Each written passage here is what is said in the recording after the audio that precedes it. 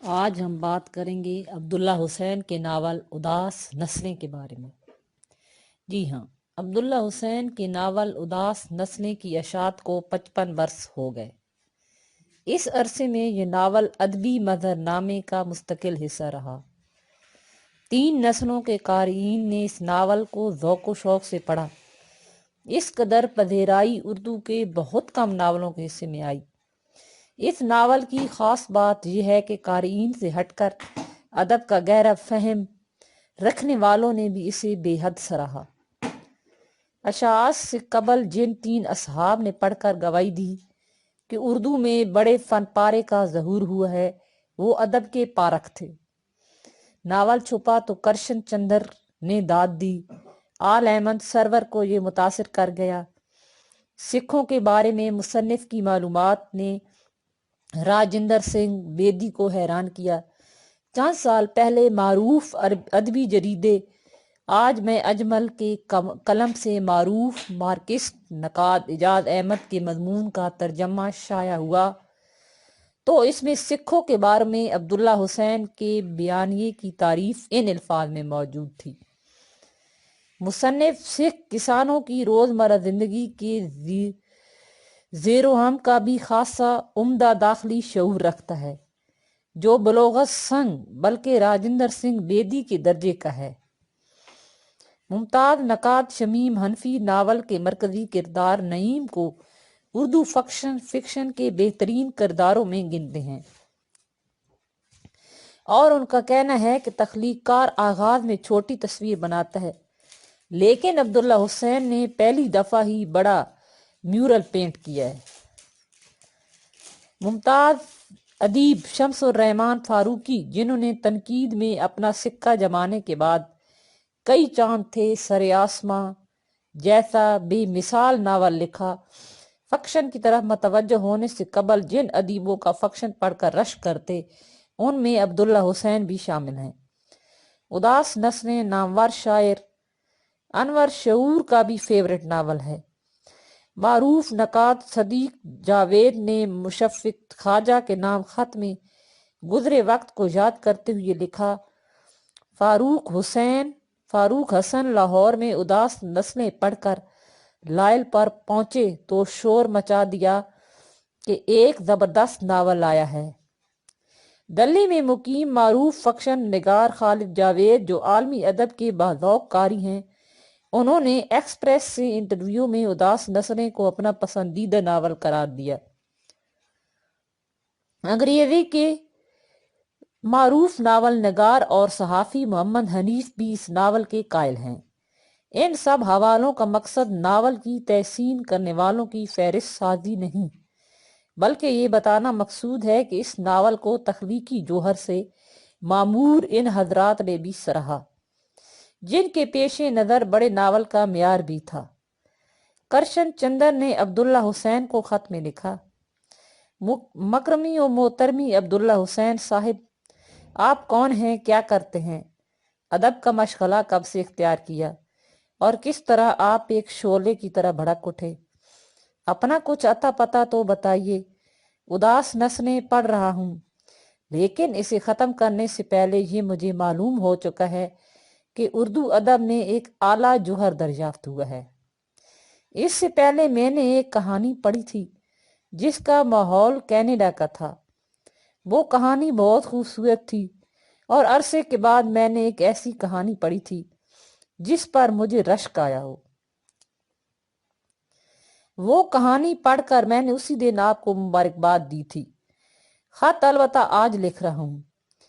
آپ کی نثر میں بہت سی ایسی باتیں ہیں جو مجھے پسند ہیں۔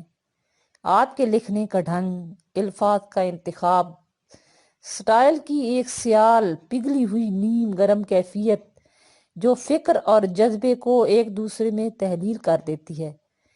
معلوم ہوتا ہے اس پیار میں آپ گہرے ڈوبی ہوئی ہیں۔ اس عمل کا کرب بھی آپ کی تحریر سے نمایاں ہے، مگر یوں تو ہوگا ہی، جو لوگ لفظوں سے پیار کرتے ہیں بہت دکھ اٹھاتے ہیں۔ اس ناول کو جہاں اس قدر پذیرائی ملی وہاں چند اعتراض بھی ہوئے۔ سب سے بڑھ کر ناول کی زبان پر سوال اٹھائے گئے۔ معروف نقاد مظفر علی سید نے رائے دی کہ مصنف کو ناول لکھنے سے پہلے اردو سیکھ لینی چاہیے تھی۔ اس طرح عبداللہ حسین ان اردو ادیبوں کی صف میں شامل ہو گئے جن کی زبان اعتراضات کی زد میں آئی۔ فکشن میں زبان اگر کسی مقام پر بیانیہ سے ہم آہنگ نہیں یا مجموعی فضا کا ساتھ نہیں دے رہی تب تو بات ہے، مگر زبان و بیان کی غلطیاں پکڑنا اور تحریر میں پنجابی الفاظ کی موجودگی کی زبان پر اعتراض کی کوئی لم نہیں۔ عبداللہ حسین نے ناول لکھنے تک کا سارا عرصہ پنجاب میں گزارا، اس لیے بیانیے میں اگر کہیں پنجابی زبان کا اثر آ گیا تو اس میں پریشانی کی کون سی بات ہے؟ علامہ اقبال پر اس قسم کا اعتراض ہوا تو انہوں نے جواب دیا، تعجب ہے میز، کمرہ، کچہری، نیلام وغیرہ اور فارسی اور انگریزی کے محاورات کے لفظی ترجمے کو بلا تکلف استعمال کرو، لیکن اگر کوئی شخص اپنی اردو تحریر میں کسی پنجابی محاورے کا لفظی ترجمہ یا کوئی پرمانی لفظ استعمال کر دے تو اس کو کفر و شرک کا مرتکب سمجھو۔ یہ قید اسی قید ہے کہ علم و زبان کے اصول کی صریح مخالف ہے اور جس کا قائم و محفوظ رکھنا فرد و بشر کے امکان میں نہیں ہے۔ فکشن میں اہم بات یہ ہے کہ زبان کا تخلیقی استعمال ہوا یا نہیں، اور سچ یہ ہے کہ اداس نسلیں کے سلسلے میں تو ہوا ہے۔ یہی وجہ ہے کہ یہ کتاب 55 برس سے مقبول ہے، اور جتنی پاکستان میں مقبول ہے اتنی ہی ہندوستان میں، جہاں ہونے والے ایک سروے میں اسے اردو کا بہترین ناول قرار دیا گیا۔ اداس نسلیں پر اعتراض کرنے والے شاید وہ حضرات ہوں گے جو زبان کا سوفیسٹیکیٹڈ تصور رکھتے ہیں۔ اس رجحان کے بارے میں مایہ ناز فکشن نگار نیر مسعود نے اپنی تشویش یوں ظاہر کی ہے، اردو کے ساتھ شہری تہذیب اور سوفیسٹیکشن کا تصور لگ گیا کہ جتنی سوفیسٹیکیٹڈ اردو بولیں گے اتنا ہی اچھا ہے، یعنی کس طرح کی رفنیس یا دیہاتی پن نہ جھلکنے پائے۔ تو زبان کا سب سے سوفیسٹیکیٹڈ روپ تو شاعری میں ہی ہے، اور شاعری میں بھی غزل میں تو یہ خیال پہلے کے وقت سے لے کر آج تک عام ہے لکھنے والوں میں کہ زبان جتنی شاعری سے قریب یا شاعرانہ ہوگی اتنی ہی اچھی ہوگی۔ اس نے نثر کو نقصان پہنچایا ہے۔ عبداللہ حسین نے ہم سے گفتگو میں زبان کے بارے میں اپنے نقطہ نظر کی وضاحت یوں کی تھی، میں نے جب ناول لکھنا شروع کیا تو مجھے اردو نہیں آتی تھی، الٹی سیدھی زبان لکھی، اور مجھے اعتماد بھی نہیں تھا کہ اسے پذیرائی ملے گی، لیکن میری خوش قسمتی رہی کہ لوگ پرانی زبان سے جس میں بڑا لچھدار بیانیہ ہوتا تنگ آئے ہوئے تھے، اس لیے انہیں میری زبان اسیسیبل محسوس ہوئی اور انہوں نے اسے سراہا۔ اداس نسلیں پر ایک اعتراض بلکہ الزام ممتاز فکشن نگار قرۃ العین حیدر کی طرف سے آیا۔ وہ اپنی خود نوشت کارِ جہاں دراز ہے میں لکھتی ہیں، برسبیل تذکرہ اداس نسلیں کے متعلق انٹرویو میں مصنف نے ارشاد کیا کہ وہ عاجزہ کو ایک قابل ذکر ناولسٹ نہیں سمجھتے۔ اس بیان کی روشنی میں یہ بات تعجب خیز معلوم ہوتی ہے کہ اداس نسلیں کے متعدد ابواب میں میرے بھی صنم خانے، سفینہ غم دل، آگ کا درجہ اور شیشے کے گھر کے چند افسانوں کے سٹائل کا گہرا چربہ اتارا گیا ہے۔ خفیف سے رد و بدل کے ساتھ پورے جملے اور پیراگراف تک وہی ہیں، لیکن آج تک سوائے پاکستانی طنز نگار محمد خالد اختر کے کسی پاکستانی یا ہندوستانی نقاد کی نظر اس طرف نہیں گئی، نہ کسی نے اشارہ کیا نہ اس کا ذکر کیا۔ کیا یہ میل شاونزم نہیں ہے؟ ہماری دانست میں اس کوتاہی میں میل شاونزم کو دخل نہیں بلکہ اس الزام میں شاید دم ہی نہیں تھا، نگرنہ ہمارے محققین اور ناقدین کو موازنہ انیس و دبیر تو بہت بھاتا ہے۔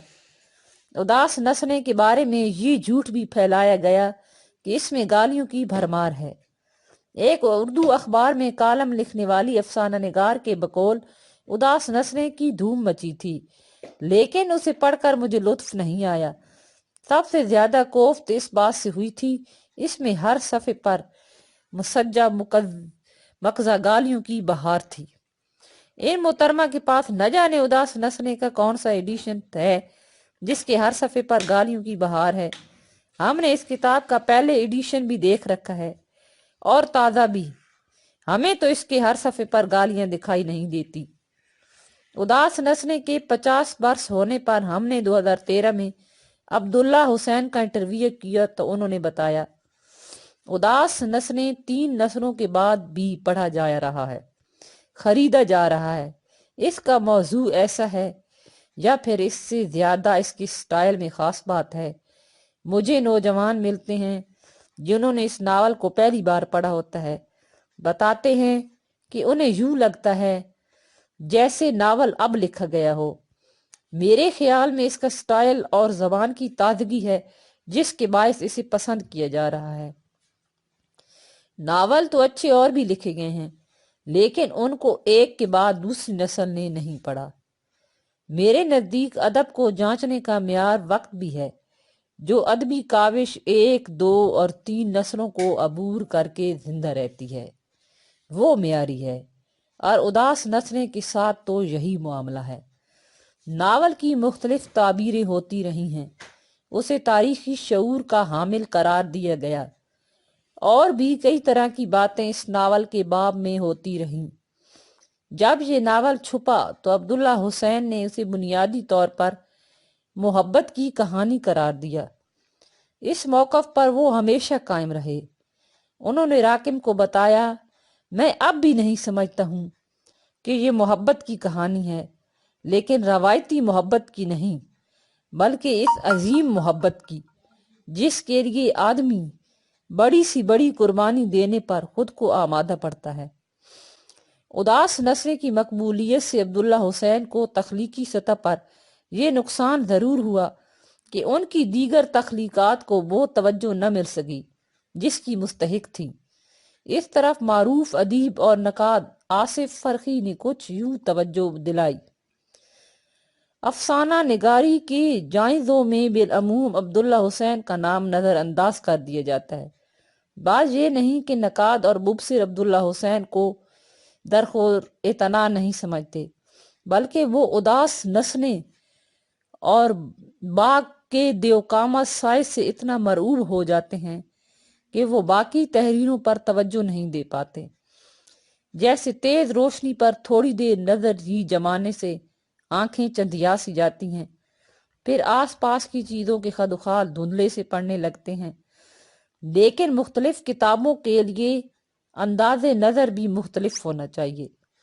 باغ کا بیانیہ ترشا ترشایا اور گھٹا ہوا ہے، جبکہ اداس نثریں زندگی کے حجم سے بڑی معلوم ہوتی ہے، رزمیے کی سی وسعت رکھنے والی، جس میں زندگی ٹھاٹھیں مارتی ہوئی اس طرح بہتی چلی جاتی ہے کہ اور چھو جور نظر نہیں آتا اور دور تک کنارے کے آثار دکھائی نہیں دیتے۔ ان ناولوں کی اہمیت کے باوجود عبداللہ حسین کے مختصر ناول اور افسانے ایسے بے مایہ بھی نہیں کہ ان کے سائے میں ٹھٹر کر رہ جائیں اور پنپ نہ سکیں۔ عبداللہ حسین کو ذاتی طور پر اداس نسنے سے زیادہ باغ پسند تھا۔ عبداللہ حسین کے فکشن کی خوبیوں خامیوں پر گفتگو کا سلسلہ تو آئندہ بھی چلتا رہے گا، لیکن عبداللہ حسین کو جس فن میں مہارت ہے وہ کہانی کہنے کا فن ہے۔ عبداللہ حسین نے اداس نسنے کا "دا ویری جنریشنز" کے عنوان سے ترجمہ کیا۔ ان کے بقول سنڈے ٹائمز نے اس پر مثبت ریویو لکھا اور کہا کہ کئی سال گزر جانے کے باوجود ناول فریش محسوس ہوتا ہے۔ جون 1956 میں ناول کا آغاز اس وقت ہوا جب عبداللہ حسین والد کی وفات کے بعد ڈپریشن کا شکار تھے اور داؤد خیل میں بسلسلہ ملازمت مقیم تھے۔ ان کے بقول انہوں نے بوریت دور کرنے کے لیے قلم اٹھایا اور لکھنا شروع کر دیا۔ اس کے بعد چل سو چال۔ مئی 1961 میں یہ مکمل ہوا اور 1963 میں کتابی صورت میں سامنے آیا۔ مصور مشرق عبد الرحمن چغتائی نے اس کا ٹائٹل بنایا۔ عبداللہ حسین کے بقول ناول شائع ہونے سے پہلے محمد حنیف رامے، شیخ صلاح الدین اور محمد سلیم الرحمن نے پڑھا اور پھر ان کی آراء کی روشنی میں نیا ادارہ کے مالک چودھری نذیر احمد اس کو اشاعت پر راضی ہوئے۔ حنیف رامے اور شیخ صلاح الدین تو اب اس دنیا میں نہیں، لیکن ممتاز ادیب محمد سلیم الرحمن ہمارے درمیان موجود ہیں۔ ہم نے ان سے اداس نسلیں کی اشعار سے پہلے کے مراحل، اسے پڑھنے کے بعد ان کا تاثر، اور یہ جاننا چاہا کہ انور سجاد کی اس بات میں کتنی صداقت ہے کہ اس کی نوک پلک آپ نے درست کی تھی۔ ان سوالوں کا جواب محمد سلیم الرحمن نے کچھ یوں دیا۔ نصرت کے دفتر میں ایک دن حنیف رامے نے آ کر مجھے بتایا کہ ادب کے میدان میں ایک نووارد نے ایسا ناول لکھا ہے جس کی جتنی تعریف کی جائے کم ہے، اور اس ناول کو چودھری نذیر احمد اپنے اشاعتی ادارے نیا ادارہ سے شائع کریں گے۔ حنیف رامے کسی کی تعریف یا کسی پر تنقید کرتے ہوئے احتیاط کا دامن نہ چھوڑتے تھے۔ ان کی الہانہ داد سے مجھے بھی اشتیاق ہوا کہ ناول کا مسودہ ایک نظر دیکھوں۔ چند روز بعد شیخ صلاح الدین سے ملاقات ہوئی تو وہ بھی اداس نسلیں پڑھ چکے تھے اور اس کی خوبیوں کے حنیف رامے سے بھی زیادہ معترف نظر آئے۔ آخر میں نیا ادارہ گیا اور چودھری نذیر صاحب سے کہا کہ مجھے بھی ناول کا مسودہ پڑھنے کا موقع دیا جائے۔ انہوں نے کہا کہ اسے پڑھو اور اس کے بارے میں تعارفی کلمات لکھو، اس تعارف کو سویرا میں شائع کیا جائے گا۔ ناول کے انداز اور نثر دونوں نے مجھے خاصا حیران کیا۔ اردو میں اس طرح کی تحریر کم دیکھنے کو ملتی ہے۔ صاف ظاہر تھا کہ مصنف نے معاصر انگریزی ادب نہ صرف غور سے پڑھا ہے بلکہ اس سے بہت کچھ سیکھا بھی ہے۔ لب و لہجے کی تازگی سے ظاہر تھا کہ ناول کو پسند کیا جائے گا۔ یہ معلوم کر کے اور بھی تعجب ہوا کہ مصنف عبداللہ حسین کیمیکل انجینئر ہیں۔ میرا استجاب اصل میں بے محل تھا۔ ادب کی تخلیق صرف ہمہ وقت ادب سے وابستہ رہنے والوں سے مخصوص نہیں، یہ بار امانت پر کوئی بھی اٹھا سکتا ہے بشرطے کہ بوجھ کو سہا سکے۔ اس کے بعد پتہ چلا کہ چودھری نذیر صاحب نے عبداللہ حسین سے فرمائش کی کہ تم بالکل نووارد ہو، اگر ناول کی اشاعت سے پہلے 2-3 افسانے لکھ دو تو خوب ہو، پڑھنے والے تمہارے ناول کا زیادہ شوق سے انتظار کریں گے۔ چنانچہ پہلا افسانہ ندی کے نام سے سویرا میں شائع ہوا اور اس سے بالعموم پسند کیا گیا۔ ناول کے خیر مقدم کے لیے فضا تو پہلے ہی سازگار ہو چکی تھی، چھپا تو ہاتھوں ہاتھ لیا گیا۔ آدم جی انعام کا مستحق بھی قرار پایا۔ سچ یہ ہے کہ کوئی ناول ناشرانہ تعریفوں، ادبی انعاموں اور نقدانہ جائزوں کے سہارے اپنا لوہا نہیں منوا سکتا۔ کتنی ہی ناولوں کو چند سال کی واہ واہ کے بعد تاکہ نسیاں کی نظر کر دیا جاتا ہے۔ اگر اداس نسلیں 55 سال گزر جانے کے بعد بھی مقبول اور خواندنی ہے تو اس میں اس خلق کرنے والے کے کمال کو دخل ہے۔ اردو فکشن کی تاریخ میں عبداللہ حسین کا کام ہمیشہ سراہا اور پڑتالا جاتا رہے گا۔ بعض ادیبوں نے کہا کہ اداس نسلیں کی نثر میں نے درست کی تھی۔ یہ الزام بالکل بے بنیاد ہے۔ ناول حرف بہ حرف اسی طرح چھپا ہے جسے عبداللہ حسین نے اسے تحریر کیا تھا۔